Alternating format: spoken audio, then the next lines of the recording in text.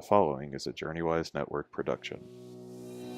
In today's conversation, I've invited my friend Katie Dixon to share with us about choosing cheer in our nourishment. And before we get started in her conversation, I just want to say that we recognize that people come to a conversation about food from all types of experiences and backgrounds. So some of us come to the conversation with a great relationship to food. Others of us come to the conversation with not such a great relationship to food. And I just want to say that wherever you come to the conversation today, Jesus meets us here. He wants us to talk about the things that were important to him. And food, mealtime was definitely something that was important to him. I pray that you find today's conversation uplifting and encouraging, regardless of where you find yourself on your journey with food. Let's jump into today's conversation. Hey friends, welcome back to the Choosing Cheer podcast. I am so excited today because my friend Katie is on the show with us. Katie Dixon is here with us today and I am just thrilled about it.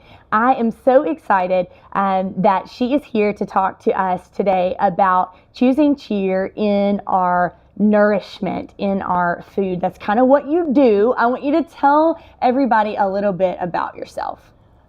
Well, I think I'm a little bit of like a jack of all trades. I feel like I kind of get involved in a lot of different things, but my heart is to help people in the South really understand how to nourish their bodies and their souls and their minds and just live the healthiest life that they can. So I do that through a couple of different restaurants that I own. I do that through a meal prep program. I do that from just talking to people in the grocery store. So my heart is just to educate others on healthy living. Yeah, well, you are so brilliant at it. And when I think about choosing cheer, this concept that we talk about week after week, when I think about somebody that exhibits that and exhibits joy, you are one of the first people on my mind. And so when I was praying about this season, we're talking about choosing cheer in life's everyday, ordinary moments. And I was thinking about some of the areas in my life that cause me the most stress and maybe take away my joy, take away my cheer. I kept thinking about food. And when I thought about food, of course, I think about you. So I want you guys to know, Katie and I's paths crossed. We knew of each other. We had a lot of mutual friends. We'd met a couple of times, but really didn't know each other. And then we got asked to go on a mission trip together back in August. And we just became fast friends, is the way to describe it. So Katie took care of me while we were on this trip. I was having some medical issues, and Katie just took me under her wing and took care of me. And so we became friends, and I began to learn about her passion for what she does, and it's truly inspiring. And so as we were thinking about this season, I just really wanted to have you on to kind of talk to us about how you view food and how you think it's related to God and all of those things. So maybe you could start by just telling us a little bit about your journey with food. Goodness. Okay, Nicolette, this is going to go way back. I grew up in the South. Yeah. I grew up going to my grandparents' farm where they grew all their vegetables, and my grandmother cooked, I think she cooked 3 or 4 meals a day. There was always a cake on the table. There was love around the dinner table, and food to me was always so important because it was about family. As I got into my teen years, I really started to I just really didn't have a good relationship with food. I thought food was my enemy. I thought, there's all this good Southern cuisine and I can't enjoy it because I can't be a certain size or a certain, my body wanted to look a certain way. And so I really struggled with my relationship with food, like so many do. And I really restricted a lot. I really overexercised a lot. I really was stripped of the joy that food had always brought me. And it took me years to really, really get a hold of it and for the joy to come back in my life with food. And I feel like when I tell my story, so many people relate. If it's like you, that you have food allergies and, you've had a different struggle with food than, my food struggle. And in all shapes and forms, people have had bad and good relationships with food. I literally, Nicolette, got on my hands and knees and I said, Lord, this is bigger than me. like, I don't want to struggle with this anymore. Like, I've tried on my own to have a healthy relationship with food. This is yours. And when I finally surrendered and I said, Lord, this is your baby. Do with it what you want to do. He has blown my mind with the way that he has could ever imagined, yes. turned my life around. And I think sometimes when we're going through struggles, it's hard to find joy. And at the end of my struggle with food, to see on the flip side the joy that I'm able to bring so many others because of what I went through. Yeah. If I wouldn't have went through my relationship, my bad relationship with food, I don't think I would have the story and the passion to really share my food story with others and the joy that food can bring when you have a healthy relationship with it. Yeah. So when I was thinking about this, I just think about the conversations that I have all the time. You know, what are we going to have for dinner tonight, right? How can I get my toddler to eat anything besides French fries? I really think, Katie, she might turn into a French fry. Sometimes I think I could do the same. That is my weakness is French fries. French fries and onion rings are my weakness. I get it. I get what your baby girl struggles with and your struggle. So we, working and trying to balance everything that we do on a day-to-day basis, and then trying to make sure we have food that fuels us. I struggle with breakfast. I'm not a good breakfast eater. I know it impacts my day when I eat it and when I don't, but I still make the choice not to so many times. So what are we looking at? How does our relationship with food, do you think, affect our relationship with Jesus? What I've seen in helping so many different people, both male and female, for a long time I thought really food only affected females, but it really affects males in just the same way that it does females. I have clients, I have male and female clients, and equally affects our mood. Food definitely affects our mood. If we don't have enough, we're hungry. I say I get angry, hangry. If we have too much, we feel guilty that we overate and overindulged. I feel like you have to have a good balance with food, and you have to have realistic goals, and you have to prioritize what's important to you. You know, me, when I said, Lord, like, this is yours, take it. The day that I did that, I was actually in my kitchen with Stevie Kate, my oldest daughter, and she had made some cupcakes. I loved cooking in the kitchen with her. Yeah. I'd want to bake with her, but I didn't want to eat sweets, what we made. And she was like, Mama, here's your cupcake. And I was in this struggle with food. And I said, Lord, no, I'm not going to teach my daughter to struggle with food. Like, I'm going to eat the cupcake she made me. And it was in that moment that I was like, it's yours. And so when I see that people are struggling with food, I tell them, look, it's a balance. Find joy in eating the good foods the Lord made that grows here on the earth. Don't overcomplicate it. And I told a client one time, you may not know everything to eat, but you know the things you shouldn't eat. And if you will make it as simple as that, as let's surround ourselves with foods that are good for us. Let's build our grocery list with foods that we know we enjoy and are good for us. It makes life a lot easier. I feel like when we're too busy, a lot of times we make bad choices. Yeah. And I feel like when we're too busy, we make a choice out of stress or what's available. Yeah. I feel like if we prioritize, I teach a lot of my clients, meal prepping is so important. Grocery shopping is so important. Build your fridge with foods that make you happy, that bring you joy, that you enjoy eating, and that make you feel good. When we feel good, I feel like our joy is so much more abundant. Yeah, we can really actually experience the joy. I feel like it sometimes can be a block to experiencing the fullness of joy. Like you said, some people feel guilty. And some people have the opposite problem that you had with food. A lot of people struggle with overindulging and overeating. And so when you look at that, it becomes almost an addiction or we're all so addicted to sugar, I feel like. I mean, that is such a huge thing that I feel like limits us. We don't even realize it. It's like a hidden ingredient and a hidden addiction. Yeah, absolutely. And you know, I've talked with my clients about this. Food has changed more in the past 10 years than it has in the history of our country. Wow.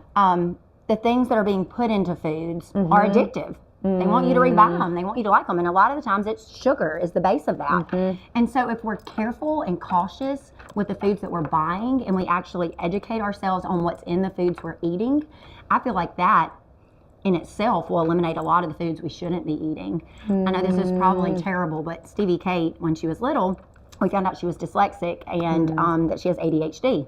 and I didn't want to put her on medication. And I learned very quickly that, hey, if I feed her certain foods, she'll feel better and she'll perform better in school. She'll sit still for longer. And so I would say, Stevie Kate, if you can read what's on the ingredients in the package, you can have it. And I kind of felt mean doing that, but she quickly learned, like, there's so many things in food that I shouldn't be eating because I don't even know what it is. Yeah, I can't even And pronounce so it. I tell people, read ingredients. If there's a list of 40 on the back of the label, like, you probably don't want to eat it. Right.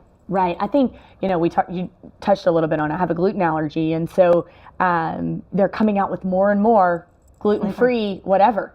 Well, it's been very interesting for me because I've been gluten-free for 7 years, and there used to not be choices, and so I would just have to eat whole foods, because that was the choice.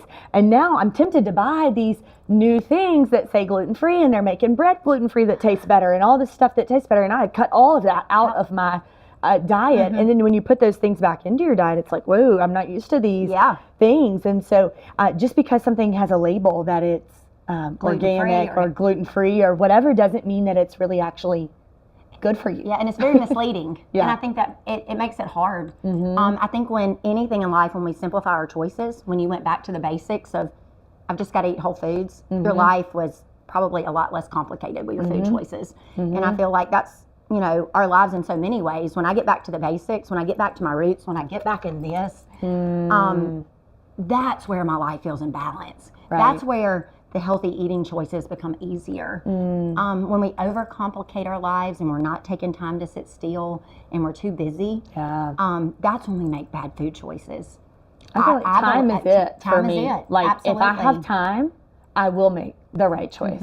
If I am in a pinch, if I'm just, I'll find if I'm like busy working, I just won't eat it all. Yeah, and that's not good. And I find myself doing that at the cafe. I'm like, I'm making all this healthy food for everyone else, and I'm like, let me grab a smoothie really quick.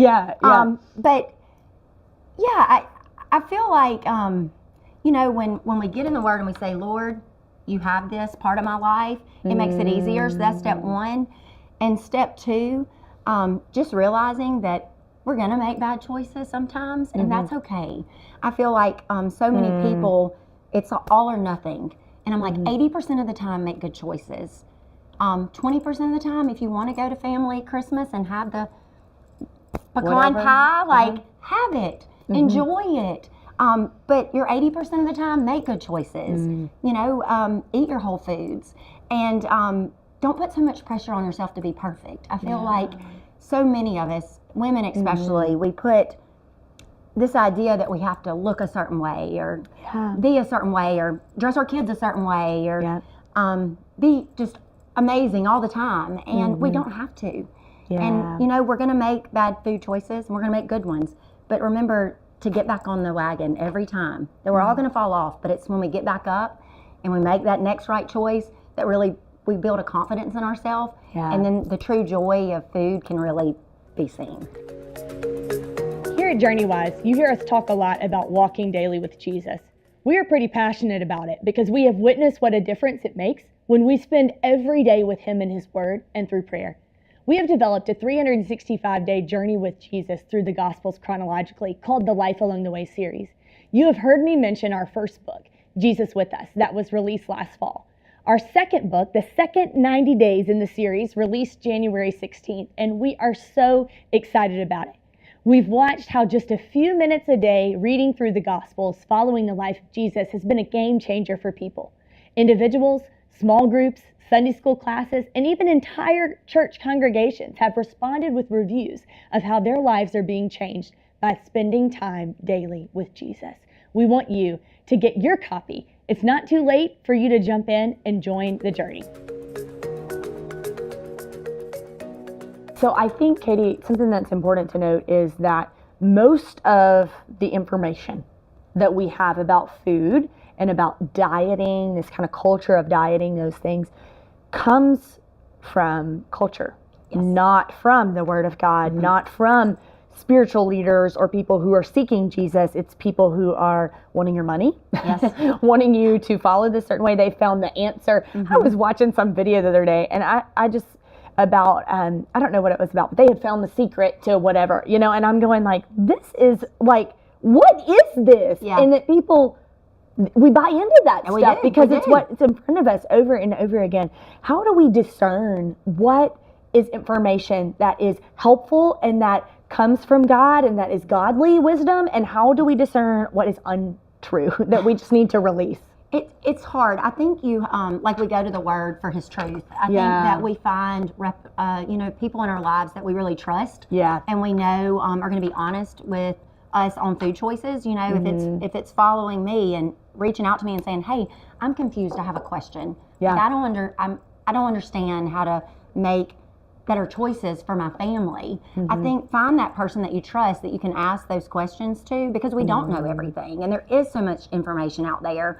You know, do you want to eat paleo? Do you want to be vegan? Do you want to eat a low carbohydrate diet? Do I want to eat keto? Like, those are also very different, and you can have truths about each, but when you try to mix them together, it gets really confusing.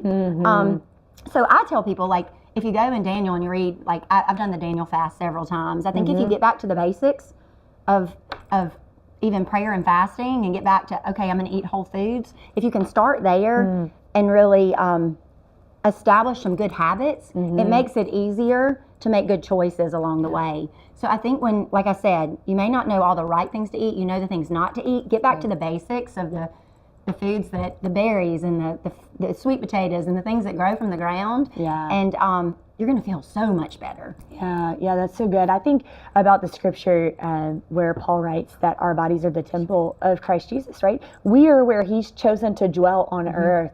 And how much of it is our responsibility to take care of these bodies that we've been given.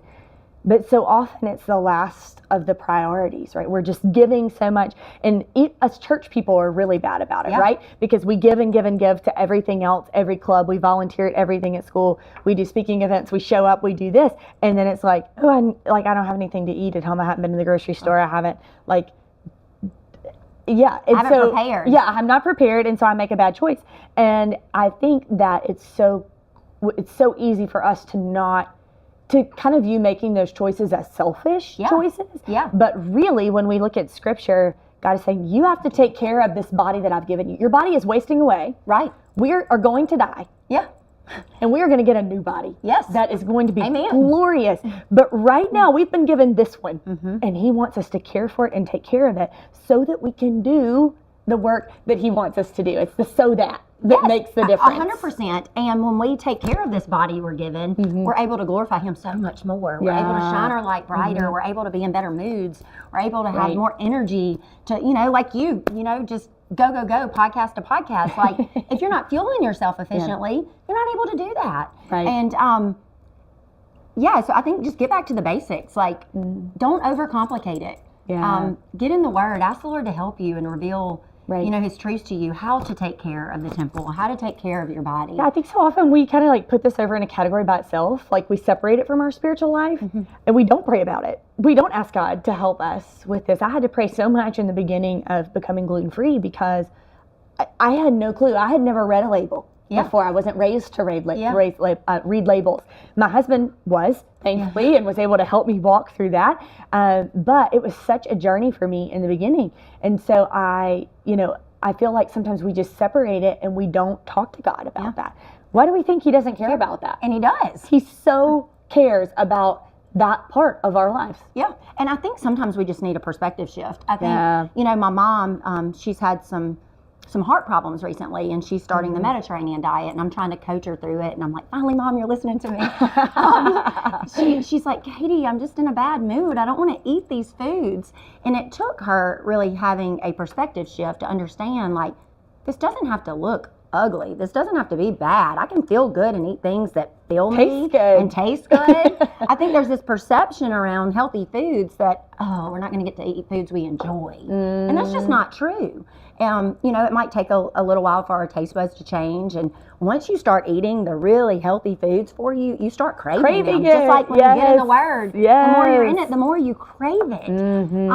So I think just it takes a little time. It takes encouragement from friends. I feel like when you surround yourself, with believers, like, hey, I'm on this journey. I've had a struggle with food for a while. I really want to take care of the body that I'm living in, that the Lord gave me. Will you help me? And I think the more we can encourage one another and have someone to walk beside us on that food journey, the better we're gonna feel. Yeah. I know, like, just being in the in the group home that we were in together when we went on the mission trip, like to have each other to encourage one another, like on our walks, like it was something that like fueled my fire for like months. It's like stayed with me. And I think when we have that person in our life, that either that mentor or that friend that can encourage us, it just puts our steps in the right direction. Yeah, that's so good. That is so good. So we kind of touched on in the beginning, but your journey with food has really taken you a lot further than you expected. Yes. Talk to us a little bit about your time in the public eye and how God really used that story to really glorify Him. Absolutely. You know, I would have never dreamed that I would have been on a national television show, much less two, and now going to be recording a third. It's blown my mind that the Lord would put a little girl from Brookhaven, Mississippi in the spotlight like that. It had some hard parts to it. Right. It had some parts that just blew my mind, that were just beautiful, like the lives I've been able to touch. I tell people all the time, my story with food is much greater than me having restaurants or doing cooking demos or making meal preps for somebody. It's about the people that I can touch. And it's about the employees I have. It's about when I go do a dinner party, being able to form a relationship with my clients, to be able to shine His light through me while I'm actually doing what I do. You know, it was funny because I went on MasterChef and I wasn't nervous at all. Like, I'd never actually watched the show. That is great. I don't watch a lot of TV, but I'd never watched the show. I think I would have done a little better had I actually watched the show ahead of time. But one of my friends sent me an Instagram message, or a text message actually, that I read, and she was like, "You should audition for MasterChef." And I was like, "What's MasterChef?" And then I looked at it. I'm like, "There's no way I can do that." Yeah. I think sometimes we tell ourselves like, we can't do this. Yeah. So I kind of pushed it to the side. I was up coughing late one night. I was given some flowers because I'd opened a little cafe inside of a vitamin store. And one of my friends brought me some flowers out of her yard and it had something in it. I think it was ragweed that I'm allergic to. So I get on my phone, of course, in the middle of the night. I start filling out the form for MasterChef. And the next morning I had all these missed calls from LA. MasterChef was calling me and I was like, oh my goodness. Like, my heart was like, what did I put on my form? And they said, can you actually cook for us in Jackson, Mississippi tomorrow? We have a calling in Jackson. So 22,000 people auditioned nationwide. They brought 80 of us to LA after like a 9-month process of eliminating through psych exams, cooking, interviews. I was like, are they bringing the crazy people to the show? So I get on MasterChef, and when I come home from such a wonderful experience, I'm like, what am I supposed to do now? Like, do I open a restaurant? I don't know how to do this. Like, Lord, guide me. And He said, Katie, you've got to stay true to you. I knew if I opened a restaurant that I thought would be successful, that I wouldn't be happy in my heart because I wasn't fulfilling the work that He had me to do. I knew that I had to open what was true to me, which is healthy cooking. And I was like, is that going to work? And I was like, you know what? I'm stepping out in faith. It's going to work. Lord, you're going to bless this. This was kind of before the healthy food like trend. We've seen a lot more of it now. This was like years before. When that was like unheard of. Absolutely. Yeah, that was unheard of. And it was kind of the same thing on the show. Like, they brought me in as the healthy chef. And then I get on the show and they're like, we're not going to air you if you talk about healthy again. And I was like, what? I was like, this is what I do. This is what I do. Like, 22,000 people auditioned. You knew I was like the healthy chef, and you brought me on the show, and now you want me to be the Southern chef? I was like, I'm Southern. I miss hospitality. I love being hospitable, but I'm healthy. Yeah. And in that moment, I knew that I had to stay true to who I was, and my girls were watching, and I had a network of people that are proud of me, no matter how I did. But I knew, I was like, I'm not going to win. Yeah. Because I'm not going to conform. Yeah. But in the end, I ended up picking up jobs with Neiman Marcus, and I ended up for empowering women, and people were like really responding to me because I stayed true to me. And I think that's so important in life. Like, stay true to who the Lord has made you to be. Amen. You know, when, you know, Nicolet is doing the work of the Lord, it doesn't have to look the way that Katie's work looks. Right. And I think sometimes we want to fit in. We want to be just like everyone else. And for me, when I realized that my confidence came from being exactly the person the Lord created me to be, is when I started really stepping out in confidence to do His work the way He wanted me to, not the way I wanted to. That is so beautiful. I did not know that about your MasterChef time. That is so encouraging to hear, because I think So often when we're faced with the opportunity for followers or for fame or whatever it might be, that's exactly what the enemy tempted Jesus with in the wilderness, right? He said, you can have all of this. And that's almost what you were faced with. It's like, you can have all of this, but you're going to have to conform this little bit. And just the beauty of going, no, I'm just going to stay true to who God made me to be. Yeah. And that's hard. It's hard. That is really hard to do. It is, but I can promise you, if you step out and have the faith that the Lord's going to see you through, He's going to see you through. He had such a bigger plan than I could ever imagine. Yeah, like that was a stepping stone for me. I think also, like, once I was in the public eye, a lot of people wanted a piece of Katie. Yeah. We want you to open this. We want you to do this. We want you to be a part of this.